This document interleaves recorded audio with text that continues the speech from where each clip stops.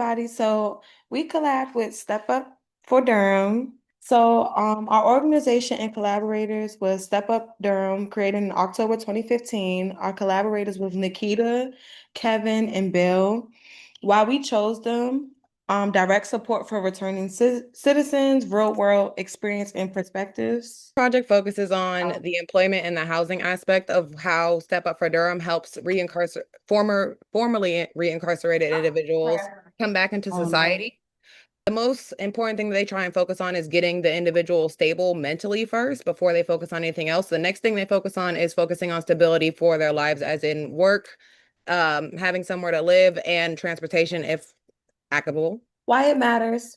Returning citizens face major challenges, limited access to jobs, limited housing availability, no support equals likely to return to prison, impacting families, communities. Throughout this project, the one thing that I connected it to was us reading Unbowed, specifically focusing on the privilege and the social change aspect. When Matai came to the United States, she was in a whole different world. She didn't know what was going on. She was literally stuck in a world that was very different from what she was used to.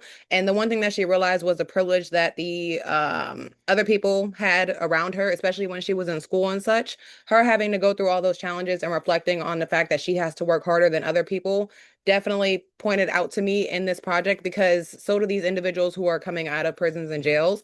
Society does not look at them like they're regular people.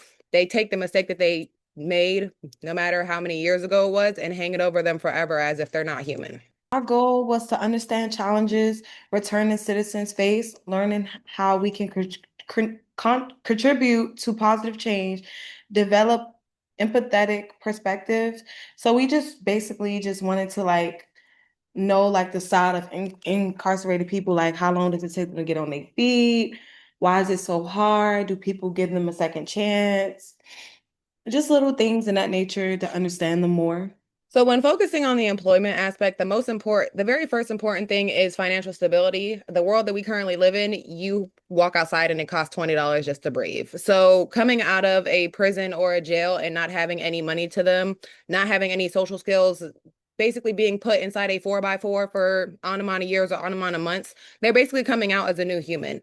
They have to, one, reconcile for their mistakes. Then they have to also go back and on top of reconciling for their mistakes, they have to sit here and take the time to adjust themselves for society to accept them again. The second thing that's important is their independence. A lot of them are used to being on a schedule. They're used to having to wake up at 6, go to the yard at 12, come back in and be inside for the rest of the time. So them having to adjust from the time of being to where being told of what they had to do, when and how, to kind of having to do it on their own was definitely one of the higher things that we talked about. And then lastly is lowering recidivism. If somebody has a job, when they're more likely to come out of a prison or a jail, they're less likely to recommit their further crime because they see that they have another path in life outside of constantly committing crimes.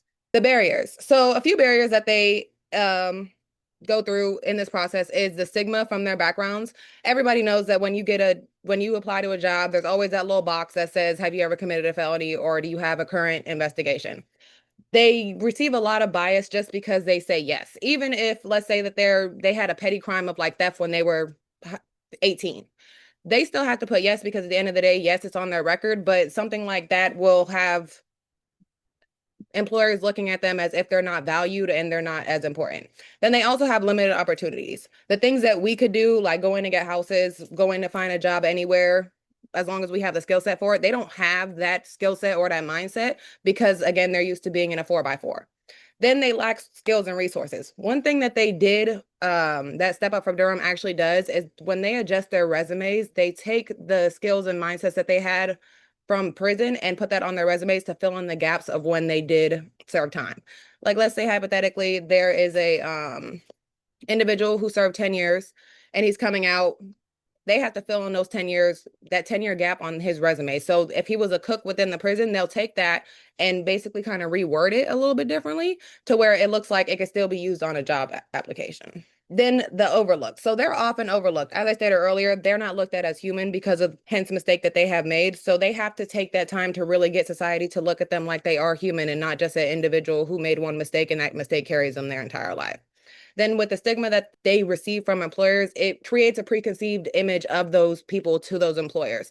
If somebody was to tell you that they killed somebody, you're going to have an instant impression like, okay, I don't know how this person would act with me if they act with this person. So these employers have the kind of have the same mindset because they have to protect their businesses. Okay, so housing focus. Step Up Durham addresses housing as a critical need by focusing on employment as the foundation for stability among residents in Durham. Rather than directly providing housing, Step Up Durham helps participants overcome barriers such as unemployment, criminal records, and limited job skills that often prevent them from securing and maintaining stable housing. Through job training, life skills development, and supportive service, the program equips individuals with the income and stability needed to afford housing and meet rental requirements.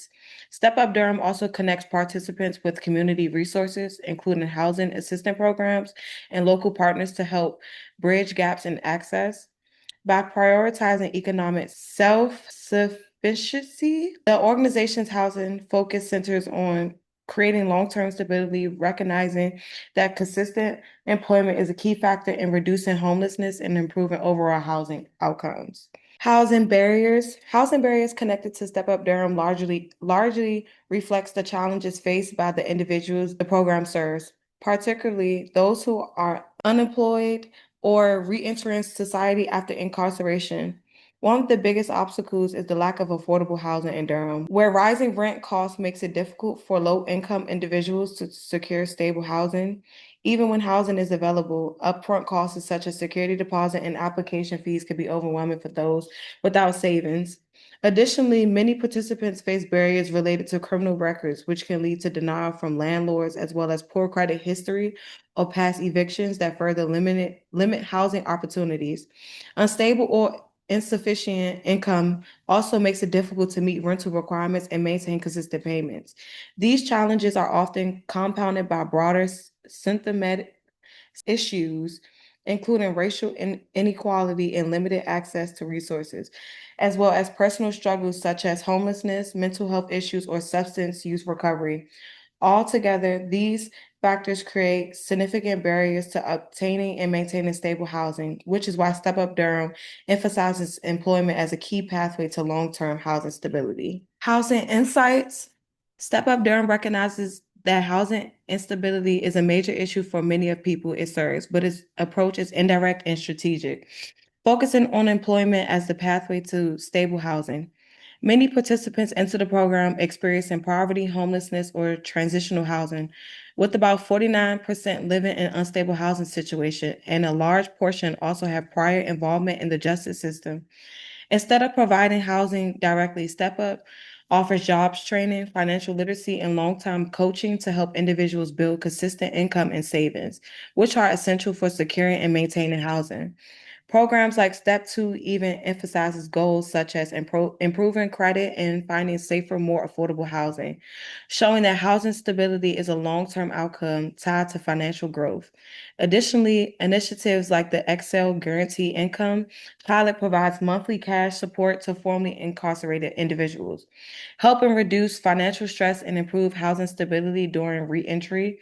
Overall, Step Up Durham's housing insight is that stable employment, income, and support systems are the foundation for overcoming housing barriers and achieving long-term stability. So we got two story times. One was from Kevin and another one was from Nikita. Kevin's story was basically that he had an individual who was about 22 years old who was incarcerated for fraud for about 6 years, I think he said. And this individual got a job at an apartment complex.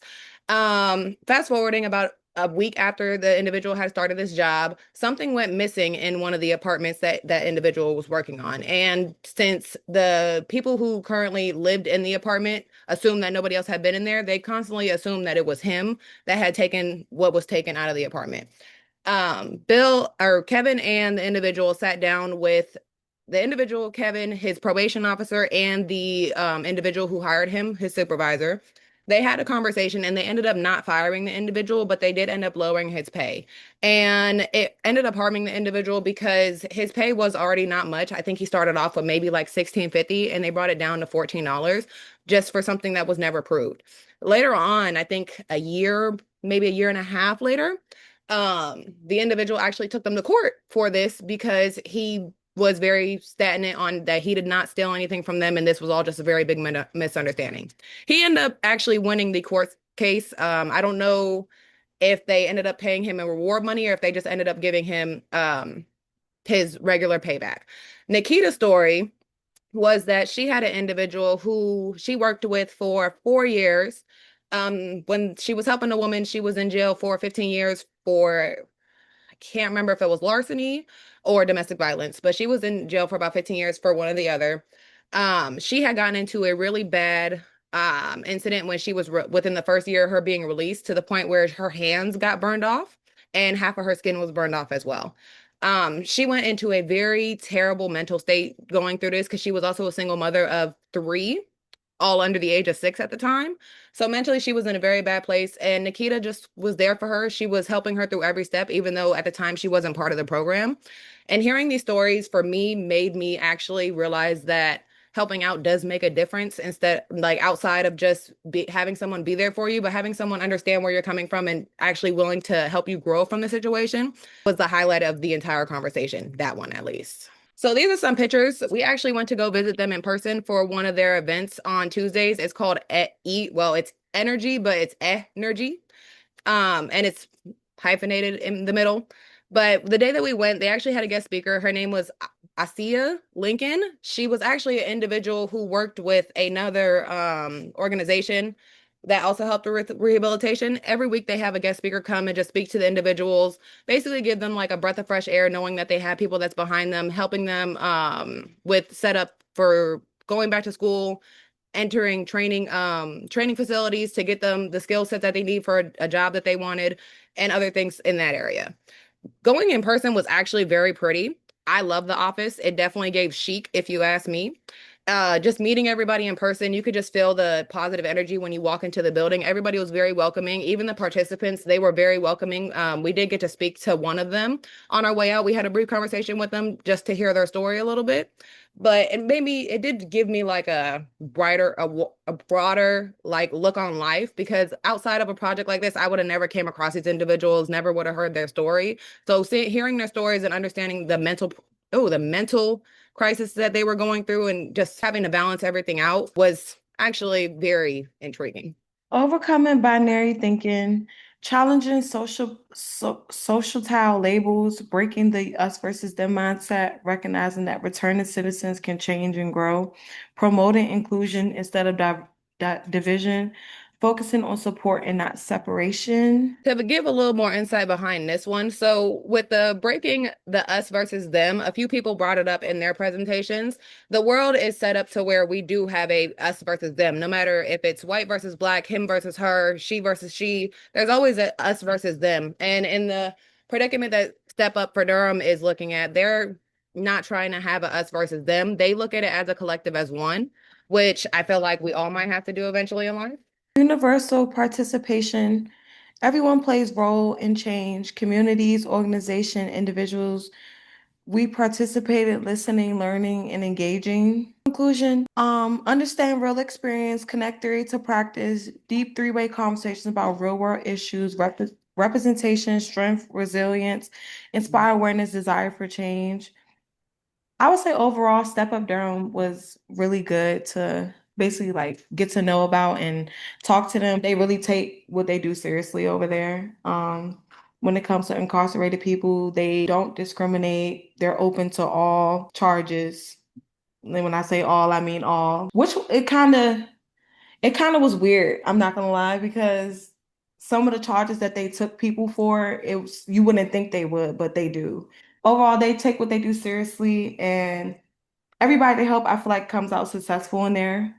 When we were talking to them, it wasn't a lot of people that we heard about that, didn't get their life back on track. It's like everybody got their life back on track. Just being better for them. Like they really see better in incarcerated people. Like they try to see the good in them. So which I thought was like a good thing. At the end of this project, the one sentence that kept coming into my mind was this one, which is change begins with conversation, understanding, and action, which I 100% believe is true, because before this project, like I said, I would never run across those participants, probably never meet them a day in my life. But having this hands-on experience, getting to know all these people, just understanding their auras and who they are as people outside of the mistake that they made was definitely eye-opening because everybody's a little bit biased. Like it's just natural human instinct to be biased and to shame somebody for a mistake that they made, no matter how bad or good that mistake may have been.